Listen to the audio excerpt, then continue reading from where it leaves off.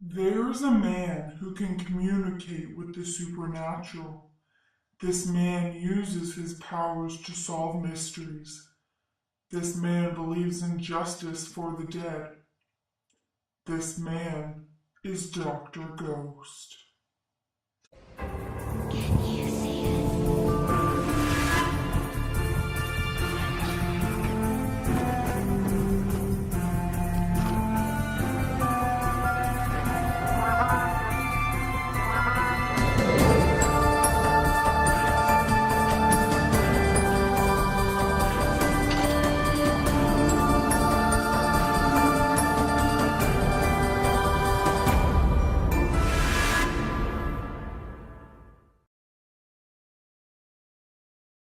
Last week on Dr. Ghost, Untold Stories of the Dead. Veronica Vaughn's body was found several weeks later after a wild party over spring break. Suspects will be in question. Meanwhile, forensic evidence has been collected from the scene and will reveal the truth of what really went down that bittersweet evening, April 17th, 1991.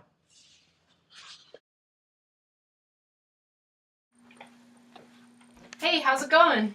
Hey, we haven't found the cause of death yet, but the victim has suffered from several bites from various species. Some were land animals and others were aquatic, and it looks to me like a lizard, a pigeon, mouse, and wolf bites. Hey, what's this? A frog? This must mean that the eggs must have hatched in her mouth. Given its ecological niche, because it's a wood frog, Arana sylvatica, it lives in pond margins and marshes. The average cycle of this frog is approximately 12 weeks. I'm guessing its body has been here for about 16 weeks. Due to allopatric speciation, we know the body has been moved. Here's a cladogram showing the differences between the land and aquatic species.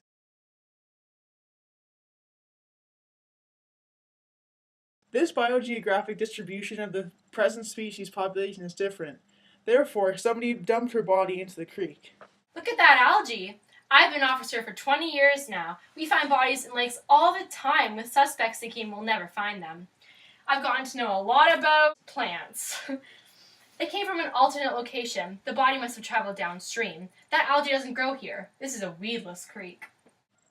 There's a rose on her collar. It looks like Let's draw a dichotomous key.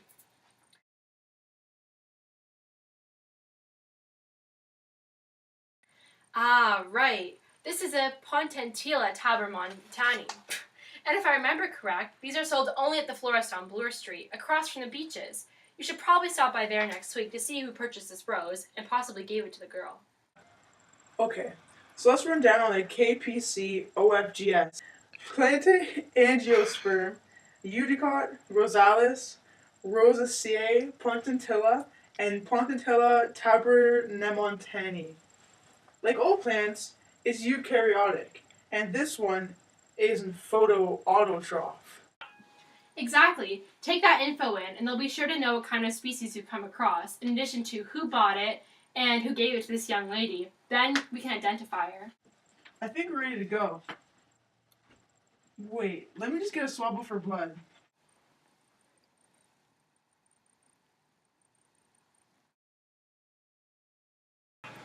The blood sample that was found on the victim belongs to someone else. I'm going to do an electrophoresis DNA fingerprint to compare base pairs from the blood sample to the suspects to see if the blood sample will match any of our suspects. Aside from the animal wounds, the victim suffered from no others. The blood is a match to Trisha Labonte. This means she was most likely the last one to see Veronica alive that night. The larynx of the deceased is contracted, which tells me that the death was caused from a laryngospasm. These spasms often occur in people who have gastroesophageal reflux disease, where acids leak up in the esophagus. I constructed 3 Punnett squares given her mother having the disease and her father not. So if this disease were inheritable, I'd see the likeliness of Veronica having had it passed down to her. Whether the disease could be sex-linked, autosomal dominant, or autosomal recessive, all show a chance of this disease being a possibility.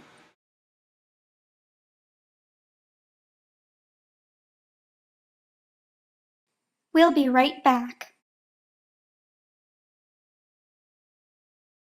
A bullet to my head. You're working like like a gun in hand. You can't change the state of the nation. We just need some motivation. These times have seen no conviction, just lies and more contradiction. So tell me, what would you say? I'd say it's time to live. So am I still waiting? Now back to your regular programming. On Dr. Ghost, Untold Stories of the Dead. We've ID'd the victim. The hypermobile joints, excessive bruising, and collagen deficiency led us to believe that she had suffered from Ehlers-Danlos syndrome. We ran the info through the missing persons database and came up with the matching medical records belonging to Veronica Vaughn. Hello, have a seat right there. Dr. Ghost will be with you in a minute. Well, yeah, whatever. Hi, I know who you are. okay, so let's get started here. We found in our records that you purchased a rare rose from Lily's Lilies? Yeah, I bought it for my girlfriend. Liar. He gave it to me. And how come we found it on Veronica's body? It's a flower. Maybe someone else bought the same one. You were the only one. Okay, so what? I gave her a flower. I felt bad for the girl. She was a total loser. Did something go on between you two? No. Liar! You sure? Okay. I kissed her, but that's it. He's not the one you want. He wasn't anything but nice to me that night. Okay, Craig, you can take your things and leave. Thanks. Hello, Judy. I'm just gonna ask you a few questions about that night at Wasega during spring break. Yeah, sure. How do you know Veronica? We've known her since elementary school. We used to be best friends, but she became an outcast when we got to high school. But Craig has always had a thing for her. Trisha can't stand her. Did you and Trisha ever bully her? Never. They bullied me all the time. Did you see her at all that night? I was way too wasted to remember. She's lying again. She saw me kiss Craig. Craig said he kissed her. How did Trisha find out? All right. I saw her kiss Craig. I told Trisha and she totally lost it. I've never seen her so angry in my life. I left after seeing that, and I didn't see Veronica for the rest of the night. I woke up that morning sleeping in the field using a bag of marshmallows as a pillow. That whole night was a blur. Well, thank you. So, Trisha, after talking to Judy, I understand that out of the party you found out about your boyfriend Craig kissing Veronica, and that didn't sit well with you one bit. Is this correct? Well, yeah, what girl wouldn't be mad at her boyfriend kissing another girl? True, but you weren't just upset. Okay, I may have yelled at her a bit, but that was it. Then how come we found your blood on her? I tried punching her, but ended up punching a tree instead. I left to go get Judy, but I couldn't find her. I was furious and just went back to handle her myself. But when I got back, she was lying on the ground and had this weird look on her face. I dragged her down by the water just so I could ruin her outfit. And so no one would find her? And by no one, you mean Craig.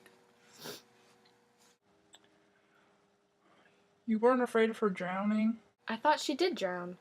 No. She actually died of a laryngospasm. It's when the larynx blocks the passage of air to the lungs. She had a reflux disease, and with the combination of drinking alcohol, she had fluid leak up the esophagus, and it triggered the laryngospasm. After the spasm, there was no room for air to come in, and that's why she was lying on the ground when you went to find her.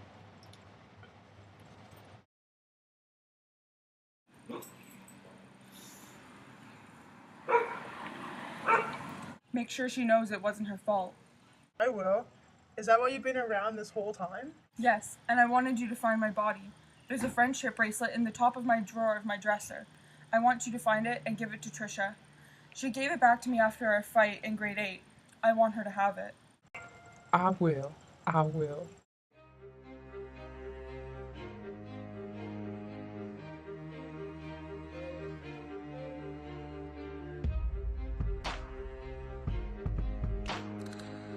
Hi, Trisha. I have something for you. I think Veronica would have wanted you to have it. It's important you know that no matter what happened between you two that night, she still would have died. I know now, but for the past few months, I've just felt so guilty. And to be honest, I actually miss being friends with her. Well, you can wear the bracelet in memory of the times you were. I will.